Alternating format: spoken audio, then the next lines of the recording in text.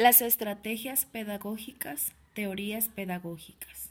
A cargo de las alumnas Jessica Ornella Tejeda Navarro, Denise Joceline Lomelí Murúa, Marta Narciso Soto, Natalie Grisel Pacheco Jacobo, Ruth Damaris Atilano Núñez. Materia a cargo del doctor Conrado Flores Pérez. Jean Piaget fue un filósofo y educador suizo, reconocido a nivel mundial por su trabajo en psicología evolutiva. Gracias a sus estudios, descubrió que existen diferentes estadios del desarrollo en los niños, que le permiten identificar 4 estadios cognitivos: sensorio-motor, que comprende del 1 a los 5 años, preoperatorio de los 2 a los 7 años, operaciones concretas de 7 a 11 años y operaciones formales de los 12 años en adelante. La teoría cognoscitiva de Jean Piaget, que es el desarrollo psíquico en una construcción progresiva que se produce por interacción entre el individuo y su medio ambiente. Estas son las 4 estadios del desarrollo cognitivo según Jean Piaget. Las etapas son sensorio-motora, preoperatoria, operaciones concretas y operaciones formales. El primer estadio, que es del nacimiento a los 2 años, dice que el niño elabora las subestructuras cognitivas que son la base de construcciones perspectivas e intelectuales posteriores. En esta etapa se construye también la base de reacciones afectivas elementales que determinan de algún modo su efectividad futura. El segundo estadio, de los 2 a los 7 años, nos dice que el pensamiento es simbólico conceptual.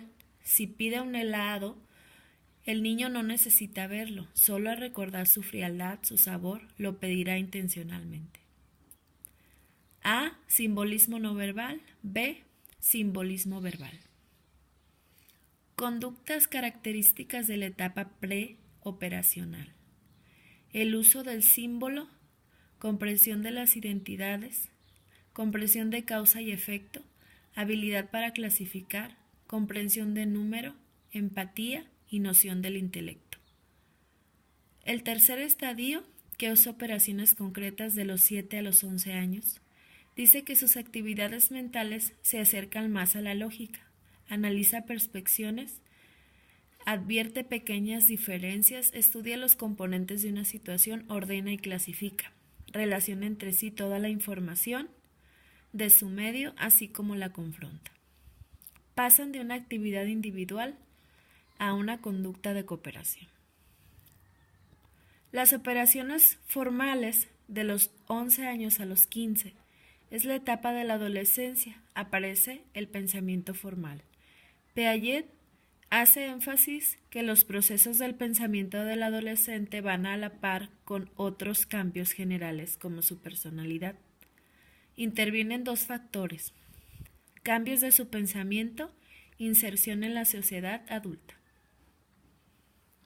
Juan Jacobo Rousseau destaca como principio fundamental en la formación de los niños la educación negativa, lo que permitirá que el niño vaya adquiriendo la capacidad de autorregular su conducta y satisfacer las necesidades al sufrir las consecuencias de sus acciones. Esto es, que postula que con la educación negativa el niño debe descubrir por sí mismo las presiones del ambiente. En este proceso, el rol del educador sería exclusivamente propiciar ambientes naturales en los que se pueda dar el aprendizaje. De esta manera, se puede decir que la esencia del pensamiento de Rousseau es que para educar al hombre, en particular al niño, se debe seguir una secuencia correcta de conocimiento. En cuanto a la educación de la mujer, la reduce a ser compañera del hombre y subordina todo a esto. Falta la idea de educación popular de las masas, concepción optimista y excesiva de la acción de la naturaleza, del desenvolvimiento espontáneo, sin la acción directa de la educación. Con todo esto, Rousseau sigue siendo uno de los pedagogos más grandes de la historia. Ejerció su influencia en el aspecto político y social, cambiando las costumbres e instituciones. Su mayor acción pedagógica no fue directa, sino a través de pensadores y educadores de su época, como Kant, Bacedou, Pestalozzi, Schiller y Goethe. Fue un profeta. Uno de los principales aportes que realizó Rousseau fue señalar que el niño es un ser sustancialmente distinto al adulto y sujeto a sus propias leyes de evolución. El niño no es un animal ni un hombre, es un niño. Las teorías de educación. Periodo de la infancia, cuando un niño empieza a caminar y hablar, entra en una fase de desenvolvimiento. No hay que llenar la mente infantil de conocimientos. Lo más importante es que el niño pueda juzgar y valorar las cosas que se le ofrecen. El periodo de la adolescencia posee la máxima plasticidad para el aprendizaje. Los intereses naturales de la infancia, los que determinan la enseñanza, los oficios deben ser reinventados por el educando. 3. Periodo de la madurez, etapa de la vida que Rousseau llama la mocedad.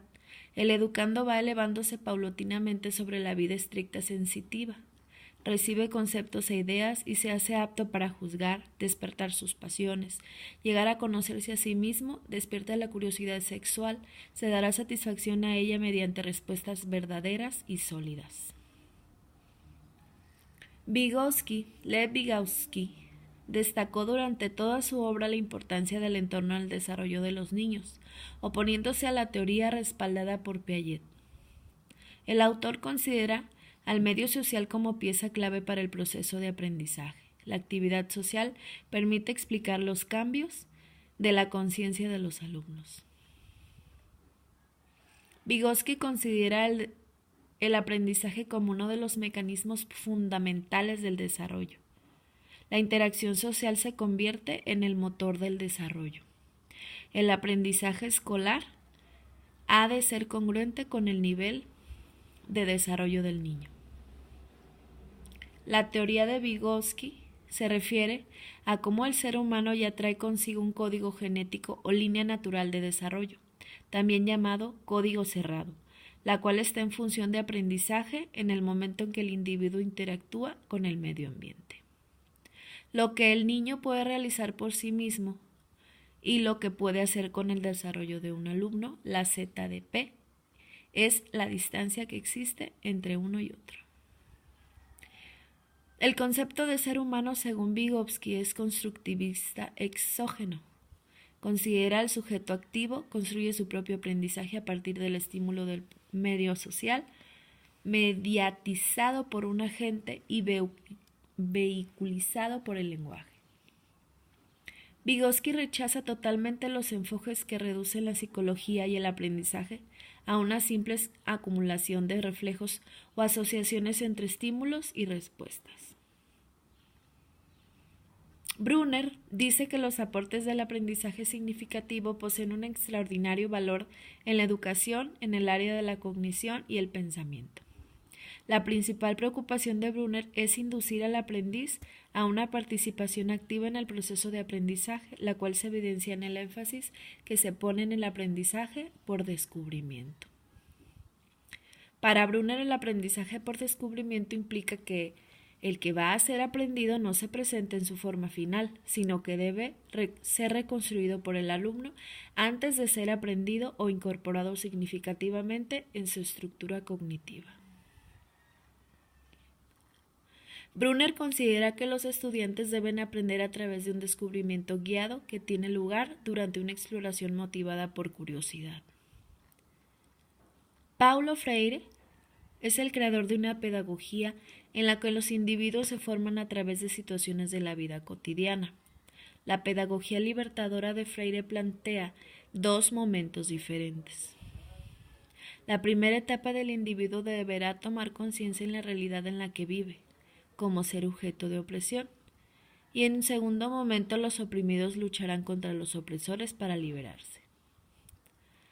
Paulo Freire se ocupó de los hombres y mujeres, de aquellos llamados los desaparrados del mundo, de aquellos que no podían construirse a un mundo de signos escritos y abrirse a otros mundos, entre ellos el mundo del conocimiento y el mundo de la conciencia.